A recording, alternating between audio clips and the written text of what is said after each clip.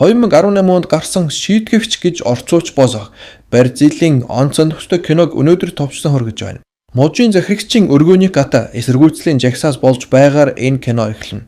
Цоглорсон олон өрөө шооцсон хаш гарч цагдаа нар тэднийг тараахаар борохоогоороо бамбаага бөмбөрдөн хэмнэл тоглолт сөрдөөсөн. Аргагүй Бразилчууд шүтээ бөмбөр тоглохгүй байна гэж юу байхав. Энэ үеэр дотор хамгаалтынхан мужийн захирагчийг нуухыг оролдож байв. Шир хагарах чимээ гарч захирагчийг хамгаалахын тулд өрөөнд нь оруулна. Жагсагчид байшин руу Молотовын коктейл шидэж цагдаа нартай мөргөлдөн эхэллээ. Буундуу гахад айд сандарсан захирагч ширээн доогуура орж нуугдав. Өрөөнд нөзмөс асруулж хий нэвтэрч өрөөний гадна талаас хүмүүсийн тэмцлийн чимээ сонсогдно. Захирагч аминдаа харагдахгүй тулд ширээгээ сандлаар хааж ядаж байтал хаасга онгож хийм баг зүүсэн хүн буюу шийтгэгч өрөөнд нь орж ирэн түүнийг олж харна. Uber кадр солигдож цэргийн тусгай тасгийн дайчид ажиллагаанд бэлтгэж зэвсэглэж байгааг үзүүлв. Тэд захирагчийн гэрлөө хөдлөнө. Харин энэ үед захирагч 50 гэгчин кофе чанаж сонин уншиж сууна. Сонингийн нийтлэлд улсын эмзгүүдэд мэс засал хийлгэхээр хүлээж буй олон зуун мянган өвчтний тухай бичсэн байх бөгөөд захирагч өөрөө энэ сэдвээс зайлсхийж юу ч мэдээгүй мэт бүр ийм асуудал огт байхгүй шиг дүр үзүүлдэг аж. Тусгайынхан үүдний хамгаалагчид нэгжлэг хийх зөвшөөрлийг үзүүлж хашаа руу нэвтэрлээ. Захирагч тэднийг цонхоо руу 50 гэгчин харж кофегоо уусаар байна. Тусгай тасгийнхан нэгжлэг хийж эхлэхэд ч захирагч огт сандралгүй. Харин цагдаа нарт бүр кофе ууцгаахыг санал болгоно. Захирагчийг цагдаагийн газарт очих үед тэр 50 байдлаа хадгалж бусад ажилтнуудтай ээлдгээр мэндж анлаа. Оройн энэ киноны гол дүр тусгайын алба хаагчдын нэг босох Мигель мэдээ үзэж сууна. Хөтлөгч эрүүл мэндийн салбарт төвлөрсөн хөрөнгийг завшихад оролцсон хэрэгээр мужийн захирагчийг мэдүүлэг авахар дуудсан тухай мэдээ ихнэ. Мэдээг үзэж суусан Мигель уурн нодорхой зангитав. Түүний хажууд буудан дээр охин нь унтаж байх бөгөөд Мигель түүнийг тэврэн оронд нь орууллаа.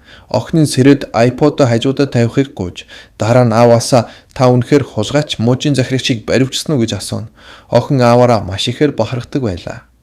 Өглөөний захирагчийг байцааж эхлэн тэрээр өмгөөлөгчгүйгээр ямар нэгэн зүйл ярихаас татгалзав. Мигель эрүүл мэндийн салбарт 2 тэрбум гаруй мөнгө хөрөнгө дутсныг сануулна. Энэ талаар мужийн захирагчид үнэхээр хийж хүүг арга гэж үгэхэд захирагч тайлангуудаас ямар ч алдаа олоогүй. Эрүүл мэндийн салбарын бүхий л асуудал түүний өмнөх удирдлагуудын чадваргүй байдлаас болсон гэж мэдэгдэнэ. Мигель түүнээс мөнгө хусгавч олон хүнийг үхэл рүү түлхснээ мэдсэр байж шүн яаж унтаж чаддаг болохыг нь асуув. Захирагч хариуд нь зүгээр л инээмсэглээд өрөөнөөс гахаар зүтгэхэд Мигель түүний ярианы аудио бичлэгийг утсаараа тоглуулж захирагчийг буцаан ширээнд нь суулгалаа. Бичлэг дээр тэрээр өөрийг нь баривчлах ажиллагааг цуцлах, дээд шүүхийг хахуулдах, хэрэгтэй хүмүүст мөнгө өгөх, бүр мөнгө авахаас татгалзсан хүмүүсийг алах тушаал өгч байгаа нь сонсогдно. Үүний дараа мужийн захирагчийн өмгөөлөгч ирнэ. Дарга нь Мигель болон түүний хамтрагчийг сайн ажилласан гэд амраахаар явуулав. Мигель даргадаа захирагч энэ бүхнээс мустарчих юм биш үү гэж асуухад нотлох баримтууд дэндүү ноцтой тул тийм зүйлс босхгүй байхаа гэж дарга нь хэлнэ. Оройн Мигель охинтойгоо хамт орой хоолоо идэж байтал охины ээж ивлээ. Тэрээр хүүхдээ харсанд нь Мигельд талархаад хөл бөмбөгийн тэмцээний талаар ярилцахыг хүснэ. Мигель охинтойгоо хамт гэртээ үзэн гэсэн ч хуучин эхнэр нь тэднийг цэнгэлдэх хүрээлэн сүү явахыг зөвшөөрнө. Шоронд захирагч өмгөөлөгчийнхөө авчирч өгсөн тансаг сүшид идэж сооно. Захирагч өөрийг нь гин буруугүй гэдгийг ард түмэн ойлгож байгаа эсхийг л авуулахад өмгөөлөгч нь толгойд охив. Захирагч судалсагдмагцаа өөрийг нь эсэргүүцэгчдийг дарах шосмын ангаа эхлүүлнэ гэж амсна. Тусгай тасгийн дарах нур хаюустай байшингаас хэдэн 10 гэр бүлийг нүүжгэн шилжүүлэх ажилд туслуулахаар даачтай илгээж байна гэж ажилчдаа хэлв. Мигель энэ бидний хийх ажил биш гэж эсэргүүцсэн ч дарга нь түүнийг загналаа. Тусгайхан даалгаварт явах үед Мигелийн хамтрагч түүнийг удахгүй хөл бөмбөг үзэж байгааг нь сануулж бид чамгүйгээр үүнийг зохицуулна гэж хэлэхэд Мигель талархснаа илэрхийлээд явна. Тэрээр охинтойгоо уулзах цагаас хоцорсон ч түүнд Бразилийн шигшээ богийн өмсгөлийг авчирч өглөө. Тэд зураг авахуулаад тэмцээн рүүгээ яарна. Эргэн тойронд хөгжин дэмжигчид цугларч энэ тэнд салют дэлбэрч байтал гинэт буундуу гарч сум охиныг нь ононо. Мигель охиноо тэрэн эмнэлэг рүү гүйсэн боловч тэнд эмч дутаг гита байж мэс заслыг цагт нь эхлүүлээгүйс охин нас орно. Удахгүй эмзэгт охины ээж гүйж ирэн тэд хамтдаа уйллаа. Шүүх бүх нотлох баримт буруутгалыг үл харгалзан мужийн захирагчийг суллана. Хэцэг хугацааны дараа Мигелийн найз түүний дэрд ирсэн юм.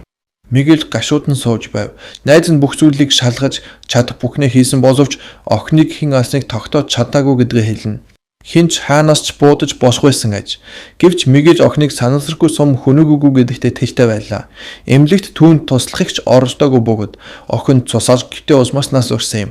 Найз нь Мигэлд амралтаа авахыг санал болгоно.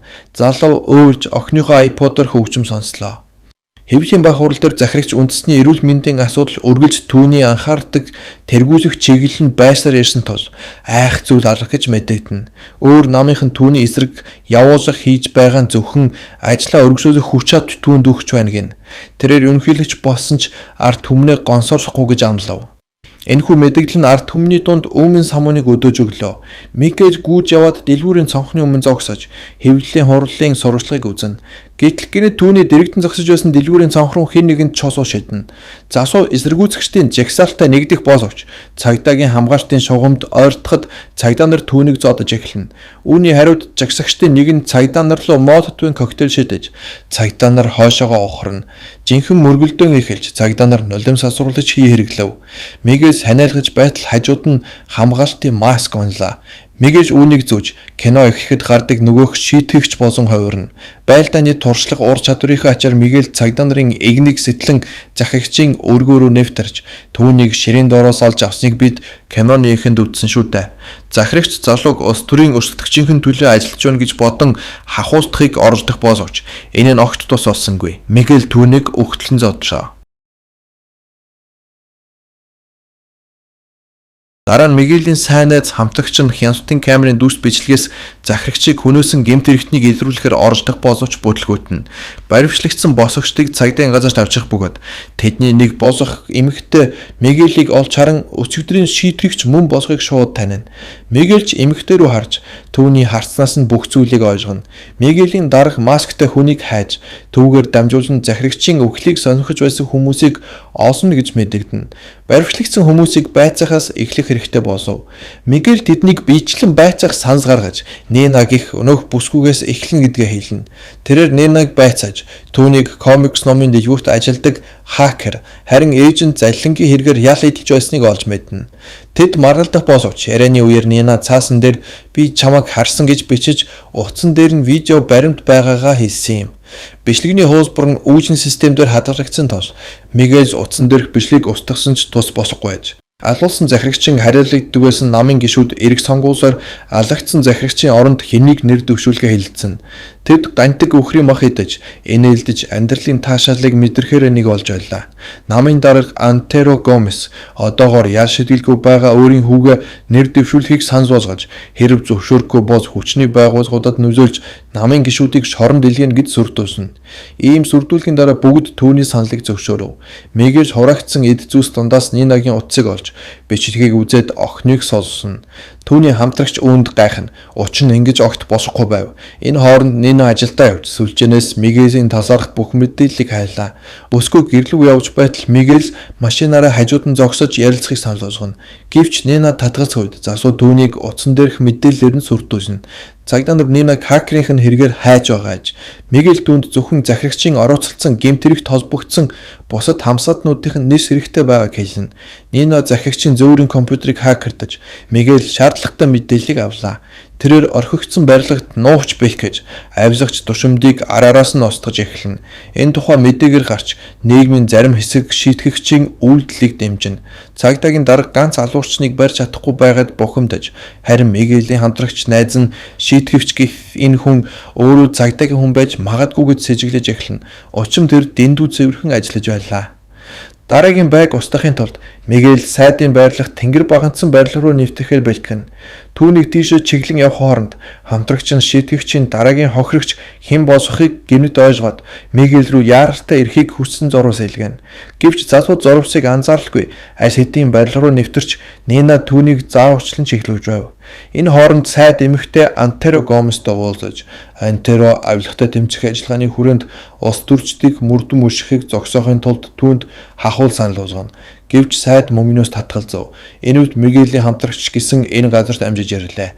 Нино Мигелд найд цагдаа нь бас Ерснийг анхааруулахыг оролдох бөгөөд нэгэн зэрэг хамтрагч нь бас залуу руу уцтснаар саад үүсч Мигель коридорт хамтрагчтайгаа санамсаргүй таарна.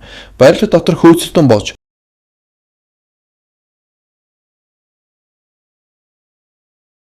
үр дүнд нь Мигель шархтаж сайд амьд үлдэв. Мигель Нино дээр ирж өөрөө гар нь хүрч чадахгүй байгаа тус шахыг нь ойж өгөхийг гуйна. Дараа нь тэд дараагийн бай болох Антера Гомесийн талаар ярилцах боловч түүнд ойртох нь маш хэцүү байв. Мигельд амралт хэрэгтэй байлаа.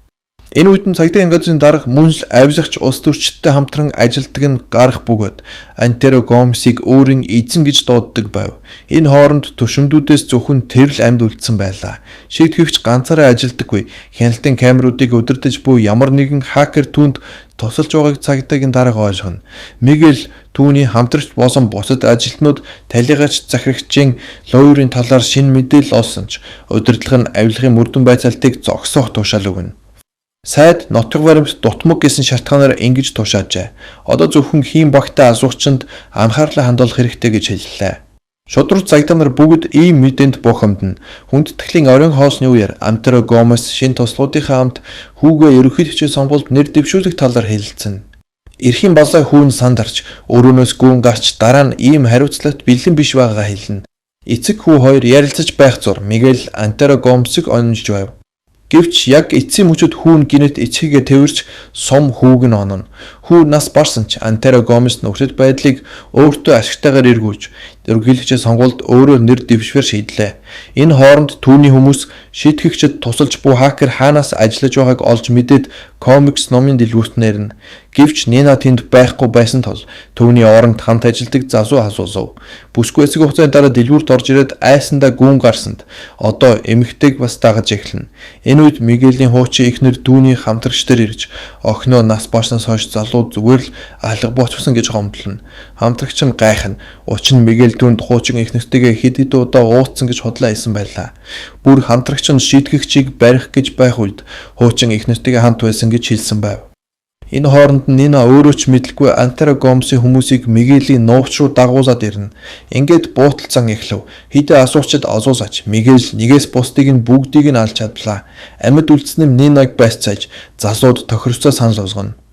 Шийтгэвч удахгүй болох сонгуулийн мэтгэлцээний үеэр Антера Гомесийн өрсөлдөгчийг алгах ёстой бөгөөд тэгвэл Нино амьд үлдэнэ гэв. Мигелийн хамтрагч орхигдсон байрлалд ирэхэд тэнд хинч байсангүй. Гэвч тэрээр iPod олж түүнийг хэний iPod босхийг танина. Энэхүү төхөөрөмж нь Мигелийн талигаач охиных шүү дээ. Хамтрагч нь Мигелийн хуучин эхнэрийг байцаахаар дуудаж шийтгэгч улс Мигелс мөн байх магадлалтай гэдгийг хэлсэн. Мэтгэлцээний үеэр Мигель тохирцсныхоо дагуу Антера Гомесийн өрсөлдөгчийг хөнөөхөр зэхэж байсан ч хамтрагч нь түүнд цаад дуусна.